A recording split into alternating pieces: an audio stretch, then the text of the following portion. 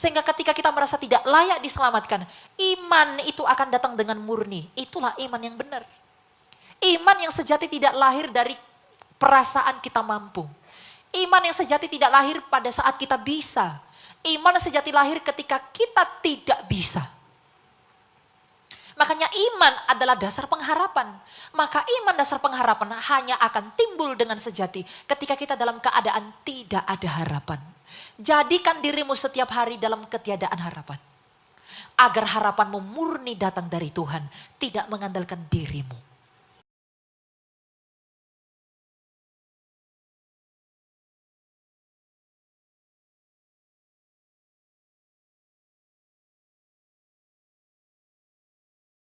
Mari kita berdoa. Terpujilah Engkau Allah Tritunggal Maha Kudus, Bapa, Putra dan Roh Kudus. Terima kasih untuk anugerah-Mu dan kesempatan yang baru. Engkau telah memimpin dan membimbing kami kepada hari yang baru ini. Biarlah kiranya Engkau yang menolong kami untuk menyelesaikan segala sesuatu dan seluruh bagian kami untuk menggenapi seluruh peristiwa pada hari ini. Tuhan, jikalau segala sesuatu yang tidak kami harapkan terjadi, janganlah kami lupa bahwa segala sesuatu ada di dalam kedaulatan-Mu. Ajarilah kami bagaimana mengikut Engkau, terimalah kami dalam pertobatan, dan bantu kami untuk dapat melihat diri kami sendiri di hadapan-Mu. Ampunilah segala dosa dan pelanggaran kami, sebagaimana Engkau telah mengampuni orang-orang berdosa yang datang kepadamu, agar melalui pengampunan-Mu itu kami penuh dengan sukacita, dan dengan sukacita itu kami siap untuk ditaburi firman-Mu yang hidup, yang akan bertumbuh dan berbuah, termasuk buah yang baik-baik kemuliaan kerajaan-Mu. Engkau yang menolong hamba-Mu yang hina ini, dan Engkau yang memberkati semua orang yang dengan hati yang tulus mau datang kepadamu untuk mencari segala hikmat dan pengertian yang benar. Amin. Ya, silakan duduk Bapak Ibu. Shalom. Ya, kita bertemu lagi di sesi kedua. Kalau sesi yang pertama kita telah belajar bahwa sejatinya inti daripada hidup manusia hanyalah Yesus, karena ternyata hidup yang dicari manusia dan kematian yang ditakuti manusia hanya diberikan oleh Yesus, dan kematian yang ditakuti manusia hanya dikalahkan oleh Yesus. Maka di luar Yesus kita nggak bisa berbuat apa-apa. Tanpa Yesus hidup ini hanya akan berujung kepada kematian yang mematikan. Tapi di dalam Yesus apapun masalah hidup kita, sebagaimana Ia telah bangkit dari mati.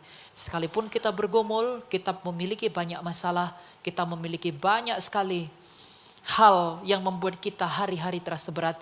Tapi kita tahu seandainya pun kita teraniaya oleh karena namanya, kita tahu bahwa ujungnya adalah hidup sebagaimana Tuhan kita telah hidup. Nah sekarang pada sesi yang kedua sebagai bentuk lanjutan dari khotbah yang pertama. Sekarang kita akan belajar satu hal, yaitu saya beri judul bahwa kemiskinan rohani adalah modal yang paling penting dalam mengikut Tuhan. Apa yang dimaksud dengan kemiskinan rohani? Kemiskinan rohani dibuka sendiri oleh Tuhan kita ketika Ia berkhotbah tentang ucapan bahagia, beatitude di bukit. Dia menyatakan bahwa yang pertama sekali berbahagia adalah orang yang miskin di hadapan Allah.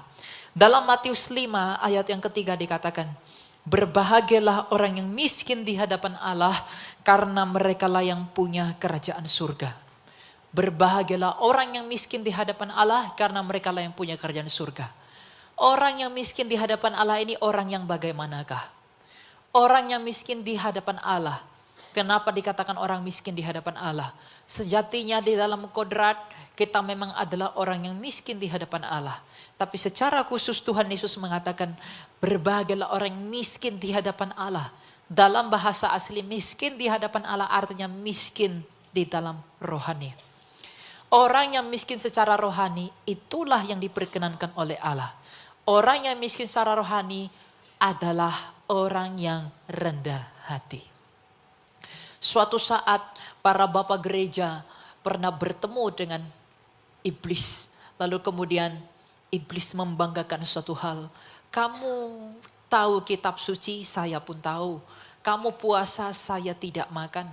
Kamu ngerti banyak tentang Yesus. Saya mencoba Yesus dengan firman Tuhan. Tapi satu-satunya cara untuk mengalahkan iblis bukan dengan berpuasa, bukan dengan pengetahuan kitab suci dan lain-lain. Tetapi hanya satu hal, kerendahan hati. Kerendahan hatilah yang disebut kemiskinan di hadapan Allah. Nah, kerendahan hati ini tidak dimiliki semua orang. Ada orang yang rendah hati karena memang sejak semula ia hidup dalam kesederhanaan dan itu membuat dia rendah hati. Tapi ada juga orang yang rendah hati karena memang pengalaman-pengalaman rohani yang membuat ia rendah hati. Tanpa kerendahan hati kita nggak mungkin bisa melihat kemuliaan.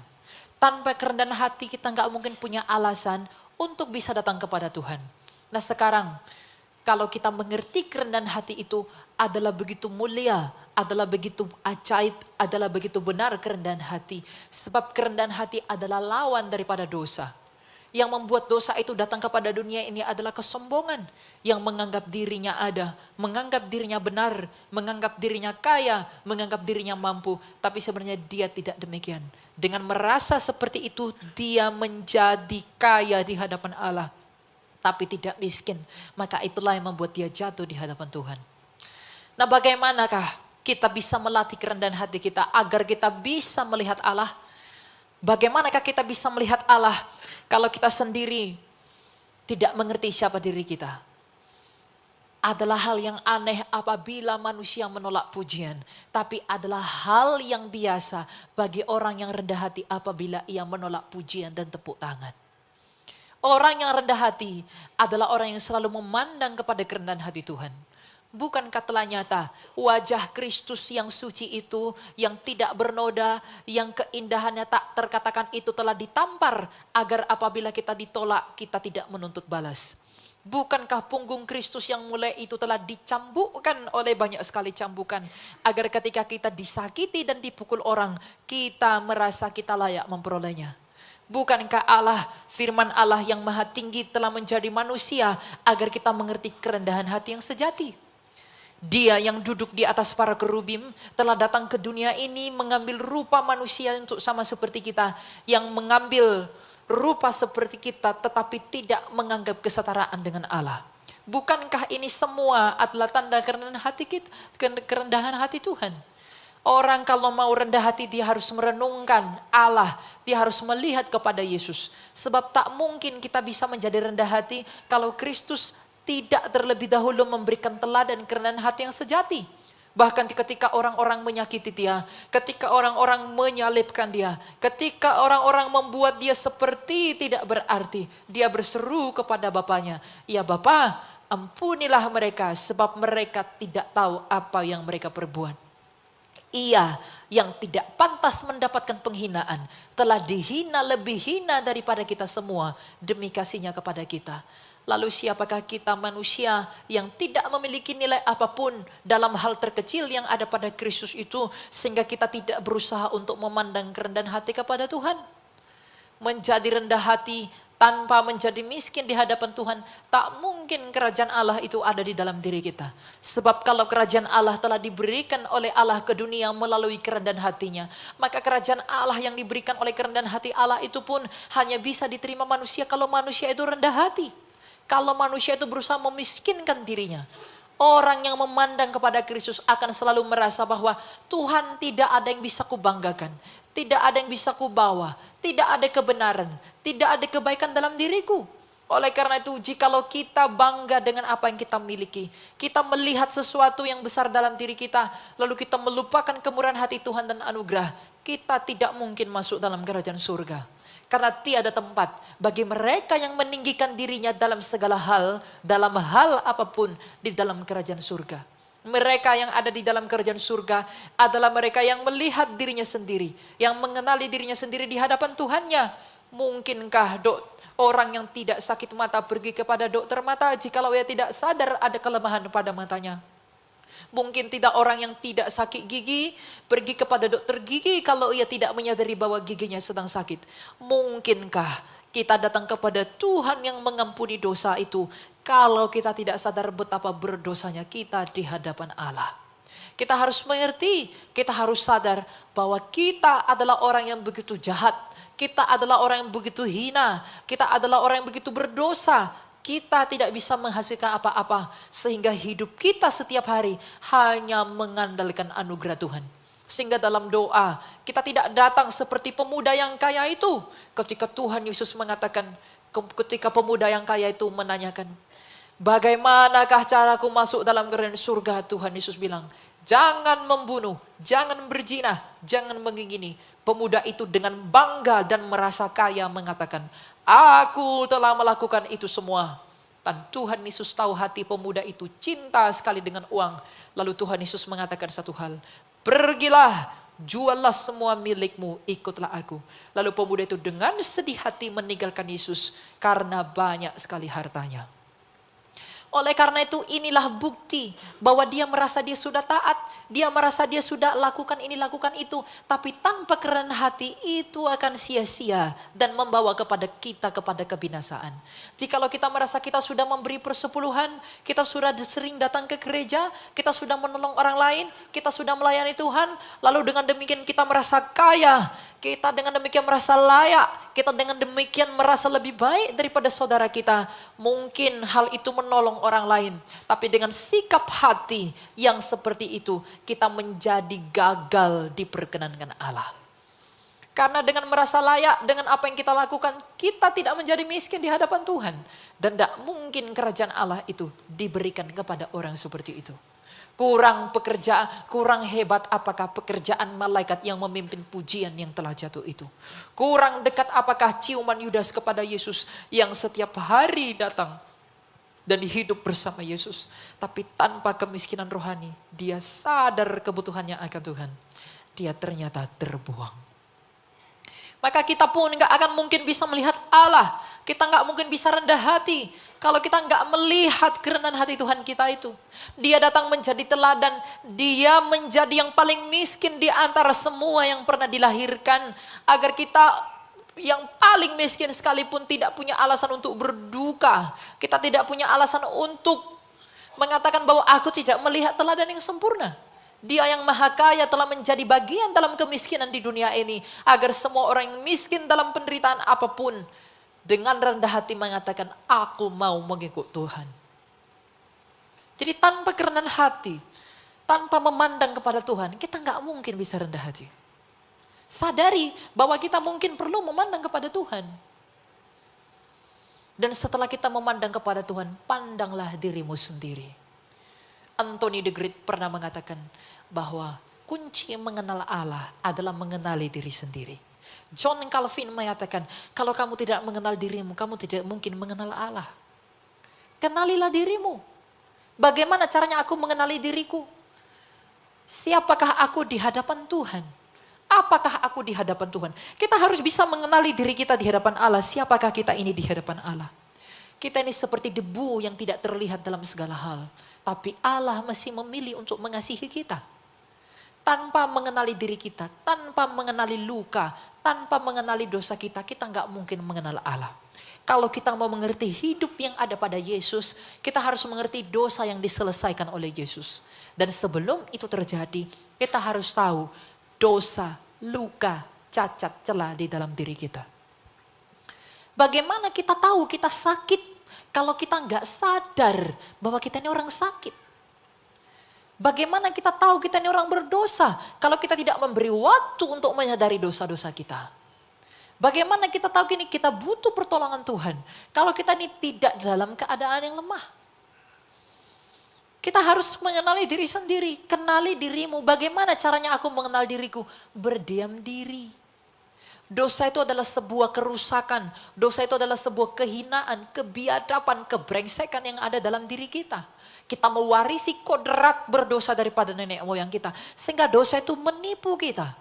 Dosa mengatakan kita baik-baik saja, padahal kita sedang sakit. Dosa mengatakan kamu gak apa-apa, tapi sebenarnya kita sedang sakit parah. Orang yang tidak melatih mengenal dirinya sendiri di dalam berdiam diri, tidak mungkin jiwanya bisa tenang. Petrus mengatakan di dalam diam dan tenang ada pertobatan. Saya juga mengatakan seperti itu.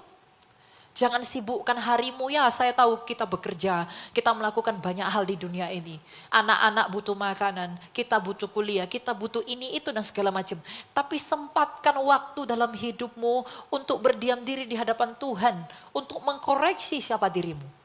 Natal itu bukan 25 Desember. Natal itu setiap hari bagaimana kita mengizinkan roh Allah untuk mengkoreksi diri kita sepenuhnya di hadapan Tuhan. Karena keselamatan itu ya kesembuhan dari dosa. Keselamatan itu bukan sesuatu yang terjadi sekali. Keselamatan yang terjadi sekali itu Yesus, kitanya belum. Makanya keselamatan adalah pertandingan seperti perkataan Paulus. Maka kalau kita berjuang setiap hari melihat dosa-dosa kita datang kepada Tuhan, kita datang kepada Dia agar kita dengan harapan yang penuh, Tuhan menolong kita untuk menyembuhkan kita dari segala luka kita. Nah kalau luka dosa kita saja tidak kita mengerti, bagaimana mungkin kita bisa sembuh? Mari kita meluangkan waktu dalam hidup ini untuk berdiam diri di hadapan Tuhan dan mengenali siapa diri kita. Kalau kita nggak tahu diri kita, kalau kita nggak tahu sakit dan luka kita, nggak mungkin kita datang kepada Tuhan.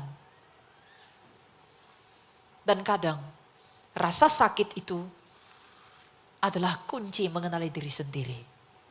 Kelemahan, penderitaan, cacian, makian, pergumulan, itu adalah cara Tuhan untuk mendekatkan kita kepada Dia.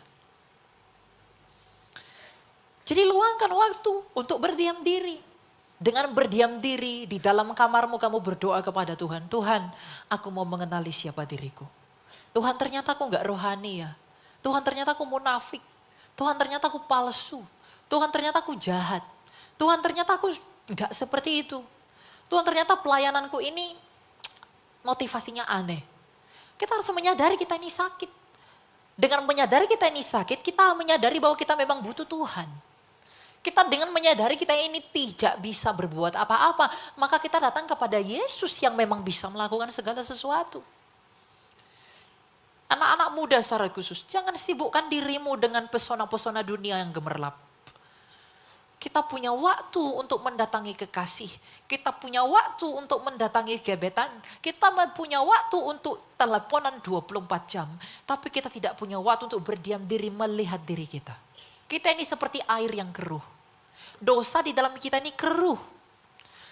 Air yang keruh kalau terus goyang-goyang tidak tenang, dia akan keruh. Tapi kalau dia didiamkan sejenak, kotoran-kotoran itu akan mengendap.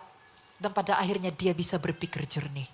Nah kita pun harus meluangkan waktu dalam hidup ini. Bersabat namanya.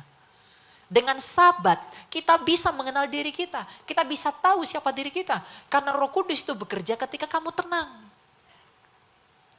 Roh Kudus itu akan menyadarkan kamu ketika kamu tenang. Karena Roh Kudus itu roh yang tenang.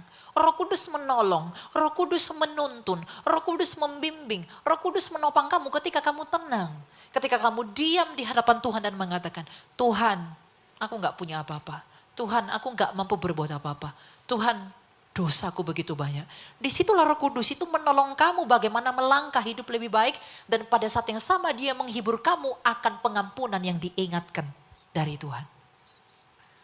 Maka kehidupan rohani itu yang paling penting. Nah kehidupan rohani tidak akan dimulai kalau orang tidak miskin di hadapan Allah. Kalau dia merasa dia mampu, dia nggak menyadari bahwa dia rusak, dia tidak menyadari bahwa dia berdosa, dia tidak menyadari bahwa dia hancur, dia tidak akan datang kepada Tuhan. Dia nggak akan punya waktu untuk berdiam diri di hadapan Tuhan.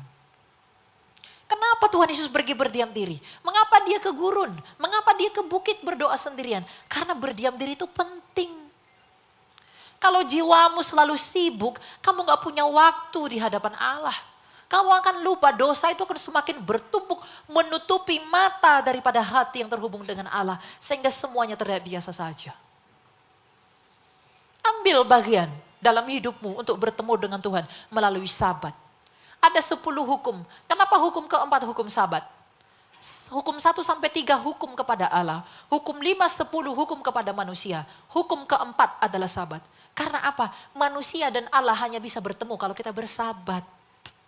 Bersabat itu artinya beristirahat. Ambil waktumu sejenak. Datangi Tuhan. Menangislah karena dosamu. Renungkanlah kejahatanmu. Lihatlah siapa dirimu di hadapan Tuhan. Sehingga engkau menemukan bahwa Tuhan aku tidak layak diselamatkan. Sehingga ketika kita merasa tidak layak diselamatkan. Iman itu akan datang dengan murni. Itulah iman yang benar. Iman yang sejati tidak lahir dari perasaan kita mampu. Iman yang sejati tidak lahir pada saat kita bisa. Iman sejati lahir ketika kita tidak bisa. Makanya iman adalah dasar pengharapan. Maka iman dasar pengharapan hanya akan timbul dengan sejati ketika kita dalam keadaan tidak ada harapan.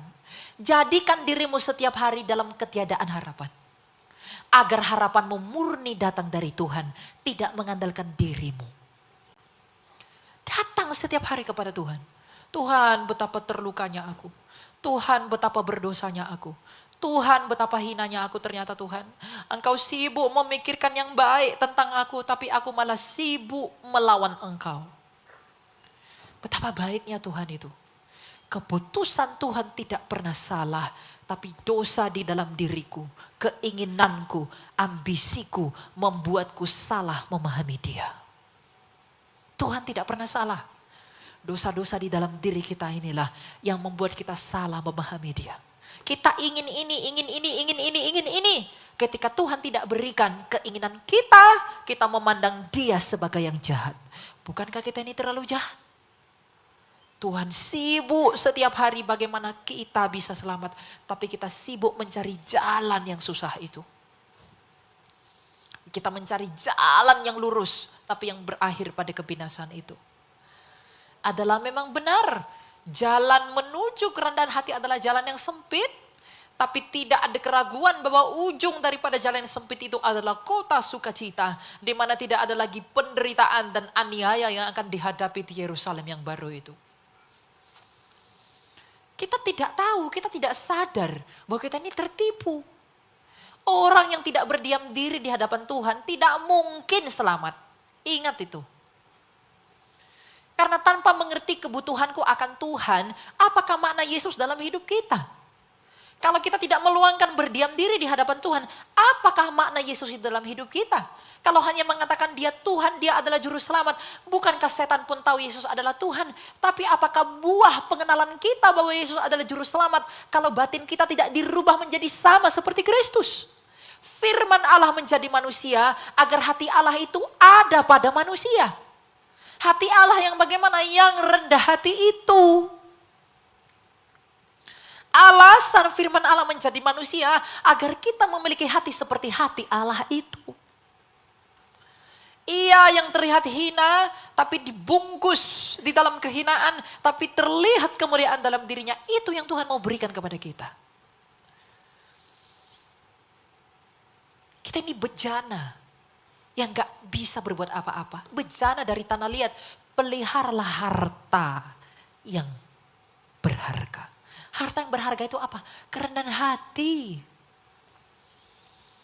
Ingat, kerendahan, kalau kamu bisa rendah hati, puasamu, apamu itu gak berarti.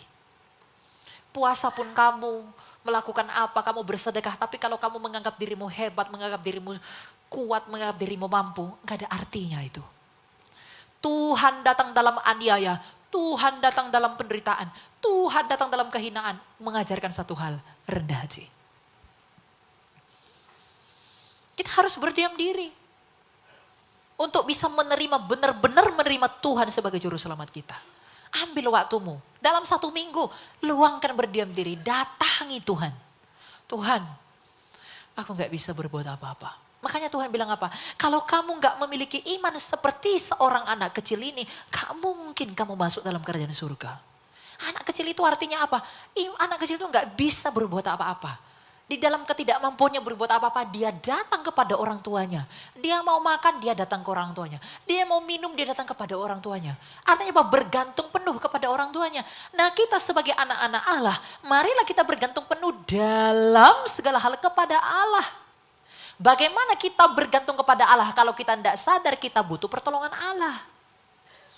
Pertolongan Allah itu bukan hal-hal jasmani. Pertolongan Allah itu jauh lebih tinggi adalah hal-hal rohania. Yang Tuhan karuniakan hal-hal rohania. Sebab Tuhan tidak datang dalam kemuliaan daging. Dia datang dalam kemuliaan roh. Apakah kemuliaan yang ada pada Yesus dari tampak lahiriah sehingga ia perlu dihina dan diludahi? Tidak ada. Ambil waktu untuk berdiam diri. Agar kerendahan hatimu terbentuk. Kalau kamu merasa udah rendah hati, pada saat itu kamu sedang tidak rendah hati. Karena kerendahan hati itu perjuangan seumur hidup. Sampai mencapai kesempurnaan yang Tuhan lihat. Kamu gak melihat itu, hanya Tuhan yang melihat. Tapi minimal kamu ingin rendah hati. Anak-anak muda. Secara khusus. Mencari pengakuan, mencari validasi. Mencari nama. untuk memenuhi standar-standar TikTok lah, Instagram lah, macam-macam. Kenapa begitu?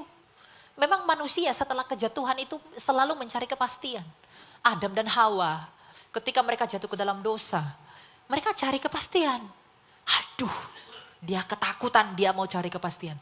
Dia ambil daun pohon ara tutupi dosanya. Tapi apakah Tuhan perhitungkan pohon ara itu? Tidak. Tuhan bilang, usahamu menutupi dosamu itu enggak berlaku. Aku sendiri yang menutupinya dengan kulit binatang. Maka kamu mau cari nama, cari apa setinggi apapun anak muda, kamu enggak akan bisa. Hanya Tuhan yang bisa meneguhkan kamu. Sebab kebahagiaan itu bukan hal-hal bendawi. Kebahagiaan adalah status batin. Sebanyak apapun yang kamu miliki, kamu enggak akan pernah bisa bahagia. Sebaliknya, para rasul hidup dalam kekurangannya, tapi bahagia dalam batinnya sebab mereka rendah hati. Rendah hati itulah harta yang paling besar. Ketika kita bisa bertemu dengan Tuhan, bukan yang lain-lain. Nah, orang yang rendah hati itu akan tahan, akan bersyukur ketika ia dicaci dan dihina. Penghinaan, cacian dan makian apabila kita terima, jangan kembalikan hal yang sama. Kalau kita mengembalikan yang sama, apa bedanya kita dengan mereka? Tapi baiklah kita seperti Tuhan kita ketika ia dicaci dan dihina. Ketika ia dicaci dan dihina, ia mengembalikan kutuk itu menjadi berkat bentuk pengampunan. Bagi orang yang rendah hati, pengampunan itu hal yang sangat baik. Apabila kita dicaci, dimaki anak muda, tidak ada teguran yang terlalu keras. Sikap hatimu yang salah. Kalau orang tuamu negur kamu, lalu kamu merasa sakit hati, lalu kamu gak ngomong sama orang tuamu. Ingat, kamu sedang tertipu oleh dosa. Gak ada teguran yang terlalu keras. Sikap hati kamu dan saya yang salah. Kalau saya dipermalukan di depan umum, lalu saya permalukan dia kembali, sikap hati saya yang tidak rela menerima penghinaan itu. Saya yang salah. Jadi kalau orang menasihati kamu, memberikan kamu arahan, tuntunan hidup di dalam anjuran kitab suci, lalu kamu sakit hati, love yourself, urusi dirimu sendiri, gak usah urus diriku. Itu kelihatannya, kedengarannya enak, tapi itulah dosa menipu kamu. Jangan urusi dirimu sendiri, urus dirimu sendiri. Kamu mengatakan seperti itu, kamu bisa gak selamatin dirimu sendiri? Dengan begitu aja kamu udah nunjukkan sedang kamu tidak selamat. Maka kalau orang rendah hati, sebesar apapun penghinaan dan permaluan yang diberikan kepada dia, ia akan mengampuni dan mengatakan apa? Enggak apa-apa. Tuhanku mengalami lebih berat daripada itu. Dia mengampuninya. Apalagi aku layak kok menerima itu. Tuhan tuh tidak layak menerima itu. Tapi telah melepaskan pengampunan. Siapakah aku yang layak menerimanya tapi tak melepaskan pengampunan? Jadi kalau ada anak muda ngambek sama orang tuanya, marah-marah sama orang tuanya, hanya karena ditegur, hanya karena dikasih tahu yang benar. Tuhan dalam kitab Wahyu mengatakan, barang siapa yang kukasihi, ia kuhajar dan kutegur. Jadi ketika kamu ditegur begitu keras, kalau kamu membenci, itu bukan salah teguran itu. Salahnya ada padamu, sikap hatimu. Salah menanggapinya. Nah, orang yang melatih dirinya rendah hati akan semakin dibuat rendah hati kalau dia menerima cacian dan hinaan. Makanya kutuk menjadi berkat itu dalam hal-hal seperti itu. Orang mengutuki saya, wah sepertinya itu hal yang begitu luar biasa ngeri. Tapi bagi saya itu kesempatan bagi saya yang diberikan oleh Tuhan dalam anugerahnya untuk mengampuni dia. Jadi semua masalah dalam hidupmu, perlakuan jahat dalam hidupmu, Tuhan izinkan ada maksudnya, melatih kamu rendah hati. Tapi kalau kamu membalaskan kejahatan yang sama, artinya kamu tidak tahan uji, artinya kamu perlu belajar lagi. Cuma kita membenci Tuhan, kita gak bisa ngerti. Itu tadi karena kita gak belajar mengenali diri kita. Kita ini sombong. Kita merasa diri kita udah rohani, tidak, kita tidak rohani. Kita ada rasa diri kita baik, tidak, kita ini tidak baik. Kita rasa diri kita sempurna, oh jauh, kita ini debu. Jadi jangan anggap dirimu unggul dalam hal apapun. Orang yang mampu itu bahaya loh. Ingat, orang yang mampu itu bahaya. Kalau dia udah merasa mampu, bahaya. Makanya dalam hidupmu ini, sekalipun kamu bisa makan, bisa melayani Tuhan, bisa punya suara bagus menyanyi, bisa berkhotbah, anggaplah itu hadiah dari Tuhan, bukan kemampuanmu. Anggaplah itu anugerah, sehingga engkau mengatakan terpujilah engkau Allah, menganugerahkan satu hal yang baik di dalam diriku bejana yang tak layak ini. Engkau mempercayakan harta yang mulia di dalam bejana tanah liat, sehingga engkau memuliakan Allah. Banyak orang melayani Tuhan jadi sombong karena apa? Rasa diri mampu. Semuanya itu anugerah kok. Kehidupan rohani itu seperti Paulus. Coba lihat Paulus. Mereka adalah raksasa rohani. Tetapi mereka melihat diri mereka sebagai orang yang paling berdosa. Apa kata Paulus mengenai dirinya? Di antara semua orang hina, di antara semua orang kudus, akulah yang paling hina. Padahal Paulus itu orang yang sangat hebat. Mereka melihat diri mereka. Ketika mereka semakin melihat Allah, mereka semakin melihat dirinya. Karena apa? Tuhan itu terang. Ketika kita yang gelap ini datang kepada Allah yang adalah terang, semua yang busuk-busuk, semua yang jelek dalam diri kita ini kelihatan. Dan ketika kita sadar, kita minta tolong kepada Tuhan, Tuhan aku mau sembuh Tuhan. Nah gimana mau sembuh kalau nggak sadar? Gimana mau sadar kalau kita tidak meluangkan waktu untuk sadar? Ya dengan berdiam diri. Jangan mau disibukkan. Cara iblis menipu kita hari-hari ini bukan lagi dengan berjinah, dengan berbohong, dengan pesta pora. Tidak. Dia menipu kita hari ini ya dengan kesibukan. Sehingga kita nggak punya waktu dengan Allah. Marta dan Maria. Siapa yang Tuhan perkenankan? Maria. Tuhan tidak mau kamu sibuk. Seperti yang nyiapin makanan di dapur tuh. Tuhan cuma mau kamu duduk diam denger. Nah kita juga ketika kita berdoa itu bukan, berdiam diri itu bukan momen di mana kita didengar Tuhan. Tidak. Berdiam diri adalah momen kamu mendengarkan Tuhan. Itu namanya doa. Doa itu bukan agar kita didengar Tuhan. Karena sebelum kamu berdoa pun Tuhan udah tahu kok apa yang kamu doakan. Tapi kamu belum tentu tahu apa yang Tuhan kehendaki. Makanya dengan berdiam diri di hadapan Tuhan, kita mendengarkan Tuhan. Kita mengizinkan bagaimana Roh Kudus mengkoreksi kita dan menuntun kita kepada jalan-jalan yang Dia perkenankan. Itulah kerendahan hati, mau belajar. Mau meluangkan waktu. Karena sadar memang dia bukan apa-apa. Karena sadar dia nggak bisa berbuat apa-apa. Dan yang paling penting adalah jangan pernah membanggakan karunia apapun. Tuhan telah berkata kepada Yeremia, jangan bermegah karena kekuatanmu, kekayaanmu, dan kebijaksanaanmu. Tapi bermegahlah karena kamu mengenal bahwa Akulah Tuhan. Puncak kehidupan rohani itu yaitu enggak akan merasa bangga dengan apapun. Sekalipun dia melayani, Paulus kurang melayani sejauh apa? Dia melayani banyak orang.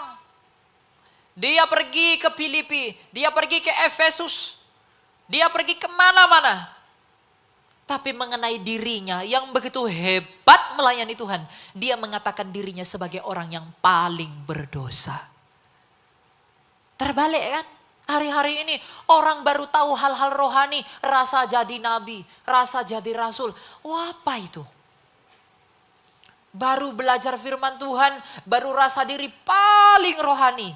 Gak boleh, memahami dengan pikiran dan dengan hati itu beda. Memahami secara lahiriah dan memahami secara batiniah itu beda. Maka batin ini, keselamatan batin ini bisa dilatih terus kalau kita apa? Miskin di hadapan Allah. Ya memang Tuhan aku gak bisa buat apa-apa. Jadi kalau kamu mampu hari ini anak muda, kamu sukses, kamu bisa bekerja apa-apa, jangan besar kepala. Kalau pelayananmu besar, jangan sombong. Karena tidak semua orang tahan dalam kemuliaan. Malaikat yang paling tinggi, coba, di surga itu tidak ada dosa. Kenapa dia bisa jatuh ke dalam dosa? Kalau di surga nggak ada dosa. Karena apa? Malaikat itu diberi kemuliaan besar sekali. Dan semua ciptaan memandang kepada Allah. Tapi ketika dia mulai melihat dirinya sendiri dan melihat kemuliaan itu, dia mau melawan Allah. Kenapa? Dia fokus pada kemuliaan, dia tidak fokus pada sakitnya. Jadi kalau kamu memandang kemuliaanmu, tidak memandang pada luka dan kehinaanmu, kamu akan jatuh. Seperti malaikat itu dibuang begitu dalam. Karena fokus pada kemuliaannya. Jadi kalau kamu memandang hartamu, memandang kepintaranmu, memandang semua milikmu, lalu kamu anggap kamu sudah si paling-paling, akan jatuh. Mungkin di dunia ini kamu tetap kaya. Lukas 16 orang kaya dan Lazarus. Orang kaya itu ketika mati masih kaya di dunia kok. Tapi ketika mati binasa di alam maut. Jadi jangan kamu pikir nanti kamu jatuh, kamu kaya, kamu akan miskin. Kalau kamu sombong karena kekayaanmu dan kamu jadi miskin, kamu perlu bersyukur. Kalau kamu tetap kaya, waduh kamu mati, binasa. Kalau kita kaya, kita sombong karena kekayaan, tapi Tuhan menegur kita, dibuat kita menjadi miskin. Kita bersyukur, kenapa Tuhan masih menegur. Tapi kalau Tuhan biarkan kita tidak ditegur, bahaya loh. Ingat, yang paling bahaya ketika Tuhan membiarkan kamu melakukan apapun yang kamu mau. Bahaya. Karena yang kita mau bukan kebenaran. Yang kita mau adalah dosa. Dosa. Di dalam saya ini semua dosa. Apa yang bisa saya andalkan dari diri saya? Gak ada. Nothing. Tidak ada. Yang bisa diharapkan dari diriku. Makanya Yohanes Chrysostomus mengatakan, segala yang kupunya adalah luka dan engkau adalah penawarnya. Latihlah diri, berdiam diri di hadapan Tuhan agar kita sadar dan melihat diri kita ini siapa. Memahami hidup, memahami Kristus, bahwa hanya Dia yang bisa menghidupkan dan kita bisa menerima Dia dalam proses merendahkan diri kita. Gak gampang jadi Kristen itu. Pintu itu sesak dan sempit kata Tuhan. Betul. Pintu itu sempit. Tapi tidak ada keraguan. Akhir dari jalan itu adalah kota sukacita. Sukacita itu bukan dari luar. Itu dari dalam. Kalau sukacitamu bergantung pada hal luar. Saldomu, depositomu, mobilmu berapa, rumahmu berapa. Kalau tergantung sama itu. Ketika gempa bumi datang itu hilang. Kemanakah kebahagiaanmu? Tidak ada. Itu seperti bunga bangkai, bau dari dalam, tapi ditaburi parfum banyak, tetap bau. Tapi kalau kita seperti bunga melati, dari dalam wangi. Apapun keadaan hidup kita, bergumul, lembah, di gunung, dimanapun. Kita terus rendah hati, sukacita itu penuh. Karena kita mengenal Tuhan kita siapa, yang mulia. Dan kita mengenal diri kita yang hina, tapi mau dimuliakan. Itu sukacita sejati, tidak tergantung dari luar. Nah kalau kita mengerti seperti ini, maka hidup kita tidak akan mengatakan ambisi ini, ambisi itu, ambisi itu. Tapi kita akan berdoa seperti Yesus, jadilah kehendak-Mu. Ingat, terlalu banyak ambisi, bahaya loh. Anak muda, ambisimu itu bisa menghanyutkan kamu. Tuhan tidak pernah memikirkan keuntunganmu. Tuhan tidak pernah memikirkan hartamu. Yang Tuhan mau cuma satu, gimana ya anakku ini selamat. Itu doang. Dia gak pernah peduli apa mau hartamu sebanyak apa, dia gak peduli. Enggak. Kalau Tuhan pun buat kamu kaya, artinya kamu mau jadi berkat buat orang lain. Kalau Tuhan pun buat kamu sehat, biarlah kesehatanmu itu bisa menolong mereka yang lagi sakit. Itu maksudnya. Tuhan tuh gak ada tujuan lain selain menyelamatkan kamu. Itu doang. Karena kitab suci mengatakan yang ku kehendaki adalah keselamatanmu. Jadi kalau Tuhan tidak memberikan apa yang kamu mau, itu artinya mungkin itu tidak menyelamatkan kamu. Dan iblis itu akan selalu memberikan kamu apa yang membuat kamu binasa. Kalau dia lihat dengan uang kamu akan binasa, dia akan kasih kamu uang. Kalau kamu gak jaga hati, kalau kamu tidak miskin di hadapan Allah, kamu bisa jatuh. Coba, iblis mencoba Yesus dengan ayat-ayat apa? Dia tawari otoritas, dia tawari kekayaan, dia tawari kemakmuran. Dengan hal seperti inilah iblis menjatuhkan kita. Karena dia gagal menjatuhkan Yesus, dia mau menjatuhkan kamu dan saya, anak-anaknya. Nah, kalau kita nggak miskin di hadapan Allah, kita nggak menyadari hati, kita tidak memiliki hati, kita tidak belajar seperti hatinya Yesus, kita akan jatuh. Tapi kalau kita belajar memiliki hati seperti hati Yesus, sebagaimana Tuhan kita itu menang, kita pun akan menang. Melawan apa? Iblis. Karena iblis, ingat satu pernyataan ini. Iblis hanya bisa dikalahkan oleh kerendahan hati. Di luar itu tidak ada. Di luar kerendahan hati, iblis nggak bisa dikalahkan. Puasa, iblis nggak makan. Pinter Alkitab, iblis lebih ngerti. Oh, dia di dalam sejarah ini ditulis dia masih hidup. Apa? Pengetahuan Alkitab, dia paling pinter. Oh, dicoba Yesus saja pakai ayat Alkitab. Hanya satu yang dia nggak punya. Kerendahan hati dan rasa miskin di hadapan Tuhan. Nah, penderitaan itu kadang membawa kamu kepada kemiskinan rohani. Jadi kalau kamu hari ini bergumul, menderita, mengalami banyak hal yang sulit, katakan kepada Tuhan, terima kasih Tuhan. Karena ini kesempatan bagiku untuk membuatku bergantung terus kepadamu. Kalau kamu mengalami yang susah, katakan terima kasih Tuhan. Karena ternyata ini semua adalah usahamu untuk membuatku dekat kepadamu agar aku gak hilang dari hidupmu. Itu yang Tuhan mau. Jadi kalau kamu menderita atau kamu bangkrut, kamu miskin, jangan tiba-tiba haleluya 50 kali lipat, berlimpah-limpah macam-macam.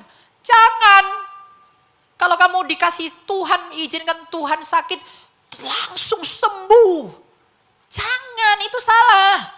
Tanyakan kepada Tuhan, Tuhan di balik semua masalah ini, apa yang ingin kamu mau perbaiki? Beritahu aku Tuhan. Itu. Kalau Tuhan izinkan kamu sakit, Tuhan izinkan kamu mengalami masalah, tanyakan dulu kepada dia, Tuhan apa maksud ini semua? Agar aku bisa memperbaiki diriku, karena aku yakin engkau mengasihiku dengan memberikanku luka. Agar aku bisa belajar. Jangan langsung mau enak-enak aja. Kalau mau enak-enak aja jangan ikut Yesus. Nah, itulah yang disebut memikul Jadi bersukacitalah setiap hari, bukan karena apa yang ada dalam hidupmu, tapi bersukacitalah setiap hari karena kamu mengenal siapa hidup itu. Dan agar kita bisa mengenal siapa hidup itu, jadilah miskin di hadapan Allah. Pulang dari tempat ini, masuklah ke dalam kamarmu, berdoalah. Lihatlah siapa dirimu, renungkanlah siapa dirimu, minta ampunlah. Dan katakanlah, Tuhan, aku mau selalu hidup bersama dengan Engkau. Tuhan memberkati, kita berdoa, mari kita berdoa. Tuhan terima kasih, kami bersyukur kepadamu bahwa Engkau telah menolong kami untuk mengerti bahwa yang Engkau kehendaki adalah kerendahan hati anak-anak-Mu. Tanpa kerendahan hati kami gak mungkin melihat Engkau. Tapi kami ini buta, kami ini tuli, kami ini lumpuh. Kami tidak bisa melihat, kami tidak bisa mendengar, kami tidak bisa berjalan dalam kebenaran itu. Oleh karena itu ya Tuhan, berkenanlah untuk menolong kami agar kami bisa berjalan dalam kebenaran-Mu. Engkau adalah pelita yang tak redup, Engkau adalah hidup yang tak mungkin mati. Oleh karena itu anugerahkanlah kepada kami untuk dapat hidup setiap hari menyerahkan diri kami kepadamu. Agar dengan menyerahkan diri kami kepadamu, kami hidup sebagaimana Engkau hidup.